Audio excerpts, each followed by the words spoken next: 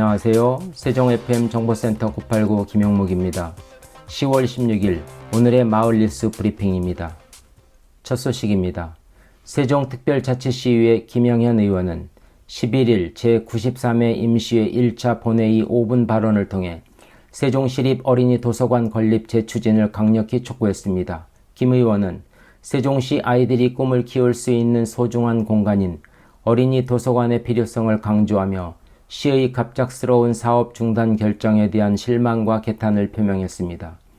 2020년 세종시는 전국에서 어린이 인구 비율이 가장 높은 아동 친화 도시로서 반곡동의 어린이의 특성을 반영한 세종시립 어린이 도서관을 설립하겠다는 계획을 발표했습니다. 이는 광역시도 중 유일하게 어린이 전용 도서관이 없는 세종시의 필요성을 반영한 것이었습니다. 세종시립 어린이 도서관 건립 기본계획 수립 과정에서 약 7천여 명의 시민들이 오프라인 설문조사에 참여했으며 그중 90%가 어린이 도서관 건립에 찬성했습니다.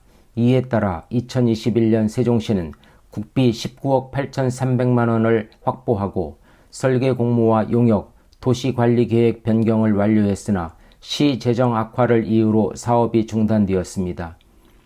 어린이 도서관 건립을 위해 쓰여졌던 10억 8,700만 원의 시민 혈세는 허공에 날아가고 국비 19억 8,300만 원도 반납될 예정입니다.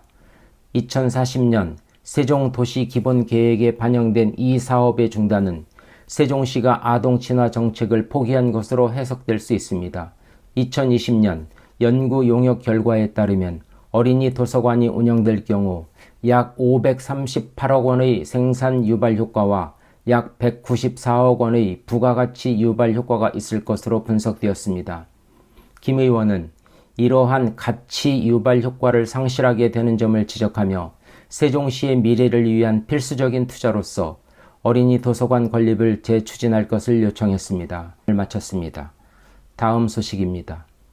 세종시 보건환경연구원은 지난해 10월부터 올해 9월까지 1년간 진행한 어린이집 실내 환경 바이러스 검사 결과를 발표했습니다. 이번 검사는 총 4곳의 어린이집을 대상으로 매달 바닥, 매트, 장난감, 책상 등 영유아들의 접촉 빈도가 높은 환경에서 480건의 검체를 채취하여 진행되었습니다. 검사 결과 영유아에게 수족구병과 구내염을 일으키는 병원체인 엔테로바이러스가 7.9% 검출되었으며 식중독을 일으키는 병원체인 노로바이러스는 한 건도 검출되지 않았습니다. 엔테로바이러스는 만 0세 영아반에서 가장 많이 검출되었고 검체별로는 바닥과 매트에서 주로 발견되었습니다. 보건환경연구원은 영유아의 안전을 위해 설치한 미끄럼 방지용 바닥 시설이나 매트가 오히려 위생 안전에는 취약할 수 있으므로 세심한 위생관리가 필요하다고 조언했습니다. 또한 2023년 10월에 엔테로바이러스가 가장 많이 검출되다가 이후 검출률이 감소한 것은 어린이집의 소독, 환기, 청소 등 위생관리가 개선되었음을 시사한다고 분석했습니다. 특히 수족구병 유행 시기 환자 수는 늘어났지만 어린이집에서는 엔테로바이러스 검출률이 줄어 어린이집 내 수족구병이 전파된 것은 아니라고 판단했습니다. 방은옥 보건환경연구원 감염병연구과장은 이번 실태조사가 위생안전의 경각심을 높이는 계기가 됐을 것이라며 어떤 환경에서든 장기간 생존할 수 있는 바이러스가 존재할 수 있어 손 씻기와 소독, 환기 등 철저한 위생관리를 통해 감염병 전파를 줄여야 한다고 강조했습니다. 다음 소식입니다. 세종특별자치시는 19일 오후 2시 나성동 도시상징광장에서 제5회 세종시 주민자치 박람회를 개최합니다.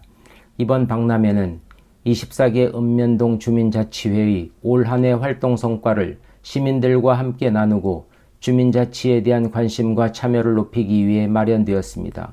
올해 박람회는 도시상징광장 활성화를 위해 나성동 도시상징광장에서 열립니다. 행사 일부에서는 개막 퍼포먼스를 시작으로 주민자치 활동과 마을계획사업 유공자 표창을 진행합니다. 2부에서는 주민자치 프로그램 수강생들이 준비한 국학기공, 오카리나, 퓨전 난타 등 신나는 공연이 이어집니다. 오전 10시부터 24개 읍면동의 주민자치 활동을 담아낸 전시와 체험 부스도 운영됩니다.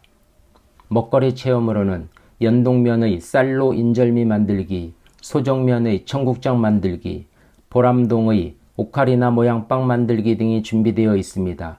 마을 상징물을 활용한 조치원의 연꽃 만들기, 연기면의 제비 먹이 주기 다트게임 등의 체험도 마련됩니다.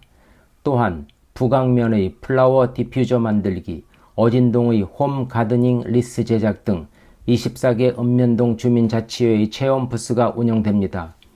올해는 푸드트럭존도 별도로 마련되어 먹는 즐거움까지 더했습니다. 영유아 가족 단위 시민을 위한 어린이 마술 공연과 꼬마 기차 탑승 이벤트, 세종 사계절 하모니 합창단의 초청 공연, 재즈 밴드 공연 등 풍성한 프로그램이 준비되어 있습니다. 이상호 자치행정국장은 이번 세종시 주민자치 박람회는 올 한 해 주민자치의 성과를 시민들과 함께 나누고 주민자치에 대한 관심과 참여를 높이기 위해 열린다며 올해는 더욱 풍성한 체험 프로그램이 준비되어 있으니 시민 여러분의 많은 관심과 참여를 바란다고 말했습니다. 다음 소식입니다. 세종특별자치시 교육청은 15일 세종시 교육청 4층 대회의실에서 특수교육 대상 학생 학부모를 대상으로 2024학년도 행동중재 학부모 연수를 개최했습니다. 이번 연수는 자녀들의 다양한 방해 행동과 위기 행동을 이해하고 긍정적인 행동 지원 방안을 모색하기 위해 마련되었습니다. 강연자로는 충청북도 특수교육원에서 긍정적인 행동 지원을 담당하고 있는 유정석 교사가 초청되었습니다. 유정석 교사는 긍정적인 행동 중재를 통한 자녀 이해하기라는 주제로 강연을 진행하며 학교 현장에서의 다양한 경험을 토대로 가정에서 적용할 수 있는 실질적인 행동 중재 방법을 안내했습니다. 또한 여러 실제 사례를 공유하고 질의응답 시간을 통해 학부모들의 궁금증을 해소하는 시간을 가졌습니다. 연수에 참여한 학부모는 이번 연수가 아이의 행동을 깊이 이해할 수 있는 소중한 시간이었으며 긍정적인 행동 중재에 대한 실질적이고 구체적인 방법들을 알게 되어 많은 도움이 되었다라고 소감을 밝혔습니다. 박은주 유초동 교육과장은 특수교육 대상 학생의 행동을 올바르게 이해하고 효과적으로 지원하기 위해서는 학교와 가정 간의 긴밀한 협력이 필요하다라며 앞으로도 특수교육 대상 학생들이 즐거운 학교 생활을 할 수 있도록 학교와 가정 간의 협력을 강화하고 성장과 발달을 도울 수 있는 다양한 프로그램을 마련하겠다라고 말했습니다. 충청권 4개 시도는 14일 세종시 지방자치회관 대회의실에서 주요 관광시설 이용료 상호 감면을 위한 업무 협약을 체결했습니다. 이번 협약은 충청광역연합 출범을 앞두고 충청권의 관광 활성화와 문화관광 네트워크 강화를 위해 추진되었습니다. 협약식에는 이장우 대전시장, 김하균 세종시 행정부시장, 김영환 충북도지사, 김태응 충남도지사가 참석했습니다. 협약에 따라 충청권 4개 시도의 주요 관광시설을 이용하는 시도민은 10에서 30%의 할인 혜택을 받을 수 있게 됩니다. 할인 적용 대상 관광시설은 대전시의 장태산 자연휴양림과 만인산 자연휴양림, 세종시의 세종합강 캠핑장과 전월산 국민여가 캠핑장, 충북도의 조령산 자연휴양림과 청남대, 충남도의 안면도 자연휴양림과 금강 자연휴양림입니다. 충청권 4개 시도는 관광시설 이용료 상호 감면을 적용하는 대상 관광시설을 추가 발굴하는 등 상호 교류와 협력을 지속적으로 강화할 계획입니다. 협약사항은 각 시도의 조례 개정을 거쳐 2025년 중 시행될 예정입니다. 이상으로 세종 FM 정보센터 989 오늘의 마을 뉴스 브리핑을 마치겠습니다. 고맙습니다.